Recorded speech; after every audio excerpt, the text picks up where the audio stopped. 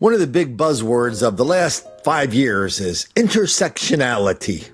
And as close as I can determine, it means that it's not just black people who are relentless victims of relentless white racism all the time, everywhere. That explains everything. It's also not just black men, it's also white women, it's also Hispanics, it's also Eskimos, it's also Asians, it's also Amish, it's also kitties, puppies, turtles, goldfish. Pretty much everybody is oppressed by middle-aged white dudes who all we like to do is play a little golf and barbecue with our tiki torches in the backyard. I was wondering about this intersectionality when I saw these two stories pop up in the same day about white female cops confronting black men. Let's see how it turned out. Blytheville Police Chief Ross Thompson laid out the investigation to the media in detail. What happened the night of April 7th when a Blytheville police officer, Leanne Norman, shot and killed suspect Marzu Scott? It started at this Dodge store around 11 at night. Store surveillance video shows Scott inside the store walking up behind an employee.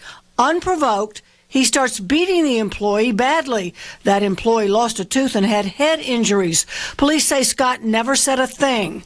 Then he walked out of the store and across the street to the Deerfield Inn where he was staying. By that point, police had been called. Officer Norman, on the force a short time, activated her body camera and started yelling commands to Scott. You just assaulted somebody at Dodge store? Go to my car. Come on. Go to my car. Go to my car. Do not come near me. Go to my car. Go to my car now. I need someone to come to Deerfield, please. Getting back up. Get in my car now. I'm in route. I got here. He assaulted somebody at Dodge's. Get back now! Get back!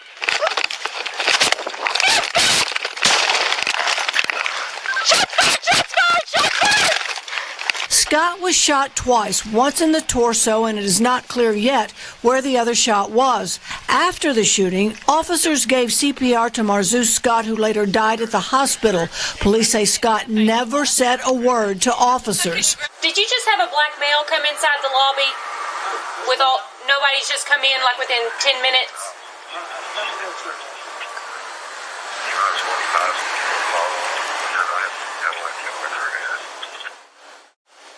She lost out of me too. Oh. What she was saying. Hey! Coming in and out. Hey! Come here! The main road. Hey, come here, I'm talking to you. You're wearing all black, come here. All right, I'm getting my taser out. Taser! Stop! I'm seriously about to tase you. Come here. You just assaulted somebody at Dodge store? Go to my car. Come on. Go to my car. Go to my car. Do not come near me. Go to my car. Go to my car now. I need someone to come to Deerfield, please. Getting back up. Get in my car now. I'm in route. I got here. He assaulted somebody at Dodge's. Get back now! Get back!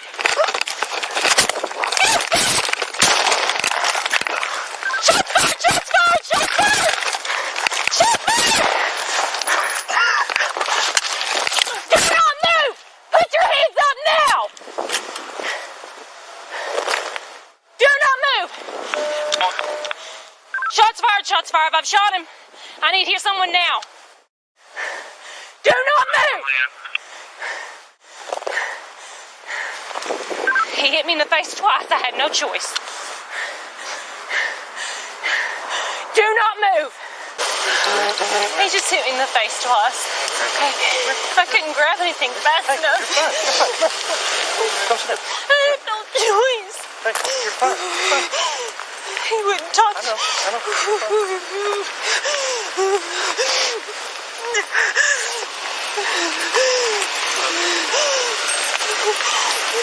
Don't have a fucking taser. Hey, listen. Fine. Listen, I need you to calm down. Okay? He had me. I was on the ground when he got me down, and I told him to get back, and he was coming at me again, so I shot him again. I don't have enough time to grab my... I can't tell you enough. You're fine. Get back over there. It's all right. Get back over there. Yeah, get back. It's all right. It's all right. Get Go. back over there. It's all right. When I lived in San Diego back in the 80s, there were a lot, and in the 90s, there were a lot of stories about illegal immigration. And for a couple of years there, the big thing about illegal immigration is that a lot of people from south of the border would congregate by the hundreds, and they would kind of rush the border, and they would run up the freeway. And later on, people would be crossing the freeway at night. Well, it turns out like a couple of people a week were dying on the freeway, a couple of the illegal immigrants. And so, everybody, was, okay, well, we got to do something about this. We got to do something about that. But it took a couple of years for somebody to figure out that they weren't the only victims of these car accidents on the freeway when the illegal aliens were being hit by cars. No, they went back and talked to the people who were driving the cars, who were completely innocent bystanders in this. They're driving down the freeway, and next thing you know, there's a whole bunch of, there's entire families in the middle of the freeway when you're going down 75 miles an hour. So they went and talked to these people, and now they found these people had significant mental after effects to their mental health after these crashes, significant PTSD. And I don't throw that word around lightly. Wasn't that what we just saw from this Baltimore, from this cop down in Arkansas, the same thing? We know it was completely, a traumatic experience for her, what she had to do. Do you think that's just going to go away?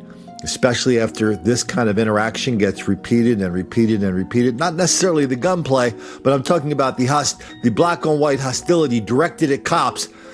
And now we have to say directed at female cops. So let's get down to Baltimore for round 2 of the same kind of fight. Baltimore County Police Officer Amy Caprio was responding to 911 calls last May when she encountered a black Jeep. Stop! Stop!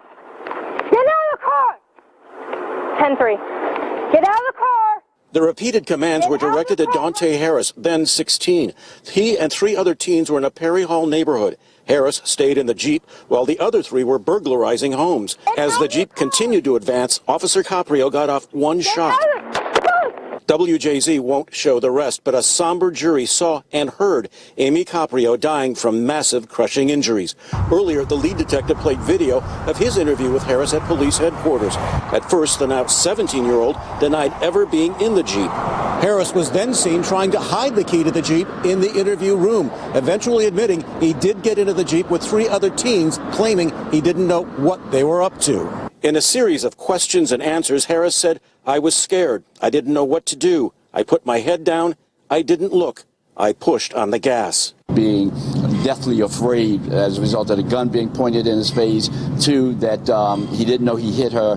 And 3, that he wasn't involved with these guys going into the houses that were burglarized. He had no intention whatsoever of hurting anybody, and I don't even believe that he even knew that he struck Officer Caprio. Stop! Stop! Whether Harris's words outweigh the video will be a central issue for the jury. Look, I know the lawyers get paid for saying that stuff. I know, I get it. I don't care. It doesn't make it any more palatable for me when people come out and talk about this young dude, Dante Harris, who killed a cop, and they're trying to pretend it never happened, or it wasn't Dante's fault, or something else really happened. You didn't really see that video. You didn't see him get out of the car, get back in, run the cop over. You didn't see the evidence that he was part of a burglary crew. And you sure didn't hear anything about the death of that cop who we send into those situations on our behalf, who risk their lives on our behalf, and now we have people just throwing her away like she's just a bundle of yesterday's news. Oh yeah, it gets worse than that. Why don't we head over to the Baltimore? I want to go over here to the Baltimore Sun. They ran a story called "The Tragedy of Baltimore's Dante Harris." Now, this is written, well, you'll hear who it's written by. By now, most of us have seen the red blah, blah, blah, blah, blah, blah. In these mugshots, Dante looks tough. But if you look closely, his eyes, which refuse to meet the camera, seem fatigued. Far more so than any 16-year-old should look. His mouth is closed, as if purposely resisting expression. And when Donta was found guilty, he slumped and began crying. When I learned of Donta's reaction upon hearing the verdict, I too welled up. Perhaps it's a natural instinct. As a mother of a 16-year-old son, I feel protective not only of him, but by extension, all teenage boys who are trying to find their way in a complicated world full of distractions. Wow, isn't it amazing how easily you can dismiss the death of a cop at the hands of a cop-killing burglar? Wow. I do not in any way want to undermine the senseless way that Officer Caprio died. It was unquestionably tragic. Okay, now for the rest of the article. She's basically going to she's going to undermine the senseless way that Officer DiCaprio died. So now let's get into the real issue here, the story of Donta. But if you were to peel back the layers of Donta's life circumstances, I have to wonder if there weren't predictable precursor to his own tragedy, those over which he had little to no control. Donta Harris is poor. He's black. He's behind in school. Statistically, it's a combination that works against him and countless others who share his circumstances.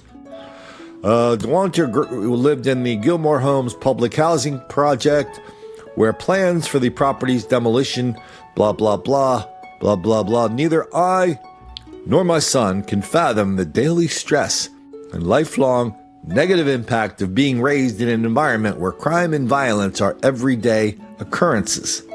But that was Donta's reality. Statistics tell us that black males, like Donta, are far more likely to be incarcerated than white males.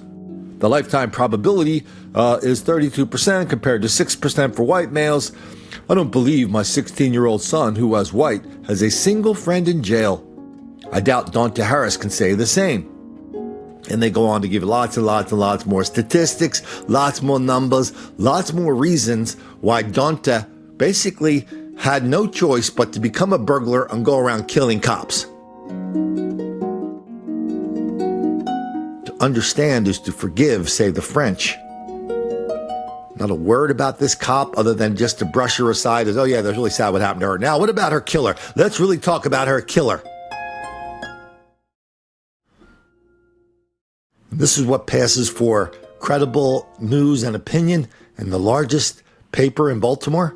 This is what cops go through every day. No, not getting run over, not getting killed, but getting confronted by the tsunami of hostility and threats of violence on our behalf. Please, sir, I want some more. And then when one falls, acting on our behalf, we have this fool walk up there and go, oh yeah, well, I know we sent her in there on my behalf, but I don't really care anymore about that.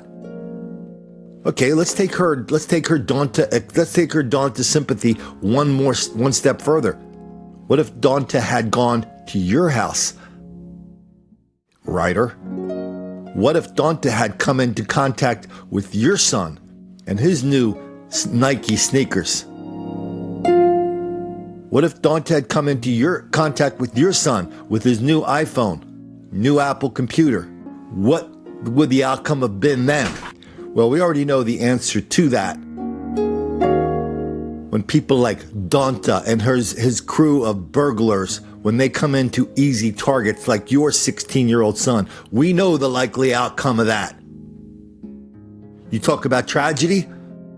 Yeah, you would discover fully the meaning of the word tragedy had Donta ever come into contact with your son under similar circumstances. Then you'd be crying real tears, not the crocodile tears for Donta, not the crocodile tears for other black kids you just don't want to make angry.